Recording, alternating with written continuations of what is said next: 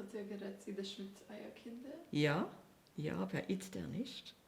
Wir haben geredet Jiddisch eine lange Zeit mit unseren Kindern. Und es ist euch gewesen, unser Jiddisch ist bescheiden. Wir haben nicht die Sprache. Wir haben sich nicht gelernt. Wir haben Jiddisch ist schon, wenn ich trage zurück, ist das gewesen sehr poschet. Wir haben gelernt, Sachen also wie Model Pacey. Wir sind nicht gegangen eine Sache weiter, wie meinst du es also wie Model Pacey. Und unsere Sprache ist nicht gewesen sophisticated. Sie ist gewesen bloß als eine poschete Sprache. Da, wir haben geredet Jiddisch mit den Kindern, bis sie sind gewesen, ich weiß nicht, 9 oder 10 oder 11. Aber wir haben geholfen zu mischen Englisch und Jiddisch. Und jetzt reden wir bloß Englisch. Wir sind nicht religiös.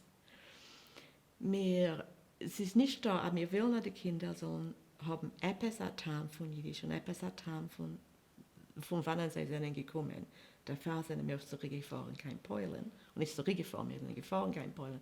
Auszusuchen, wo die Eltern, wo die Baba Seides haben gewohnt.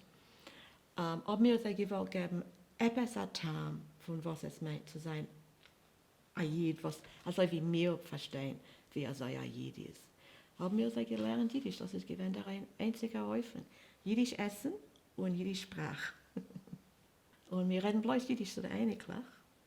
Sie entfernen auf Englisch, aber sie verstehen jedes Wort. Und ich weiß nicht, wie lange wir können aushalten, weil wir können nicht lernen als Sprache in Isolation. Es muss sein, mit dem miteinander. Sie haben erst angehoben lernen, der Ältere, er wird 6 das Jahr, hat angehoben lernen Jiddisch. Der Bund hat angehoben jüdische Lektionen für kleine Kinder. Wir werden sehen, wie das wird aushalten. Weil Jiddisch ist eine bubbeseide Sprache für sie. Und ich will nicht, dass es soll sein, aber ich weiß nicht, wie er das zu ändern.